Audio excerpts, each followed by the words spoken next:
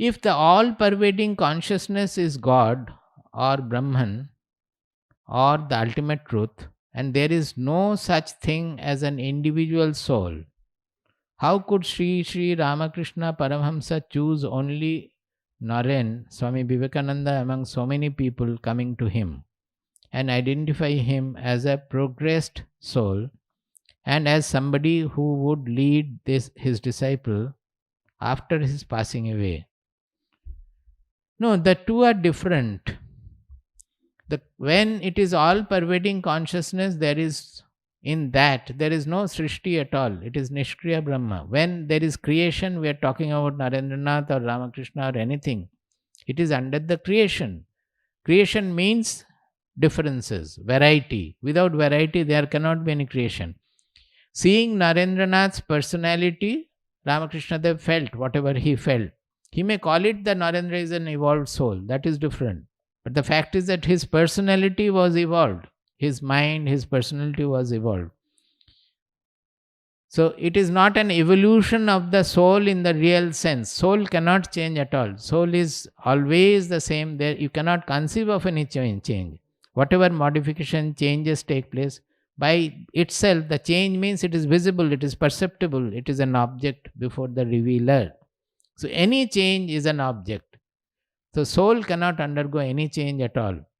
When we come to know that we are immortal, no change has taken place in the soul. The changes have all taken place in our mind, emotion, intelligence, in our personality complex. Any change taking place, it is to do with the Sharira, our seat of experience, our mind, intelligence complex.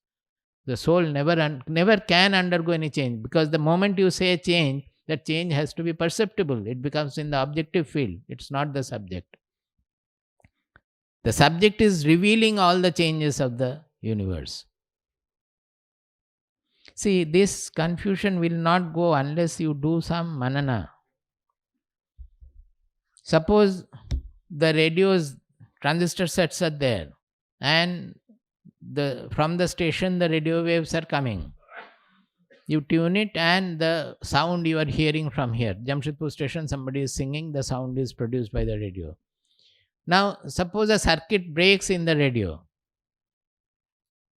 Immediately, the sound will go. You will not be able to hear anymore anything. Has anything happened to the propagating electromagnetic waves coming from the station? So Atma is like the electromagnetic wave propagating. It is only in the association of the transistor, in the association of the body, it is getting manifest and showing up as our consciousness, as I had discussed yesterday. That the reflected beam of the mirror, I had explained with that illustration. That reflected beam, if the mirror breaks there, suppose the same example, mirror example. When the mirror breaks, the reflected beam will go. So that reflected beam is the breaking of the mirror is our death, like our death. Nothing happens to the light which was coming from here.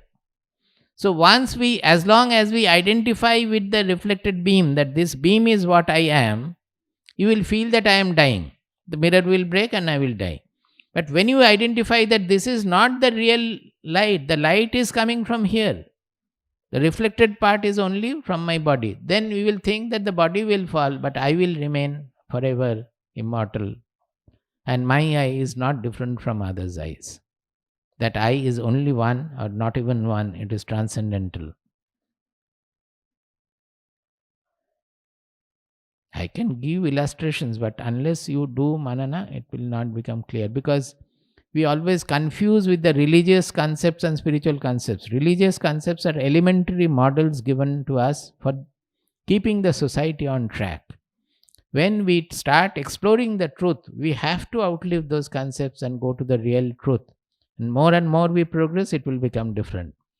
Say the moon, from here it looks a brilliant orb. But when you come closer to the moon, and when you finally get down onto the moon, it's all different. Anything is like that. Even in science, it is like that. As you progress, it goes on changing.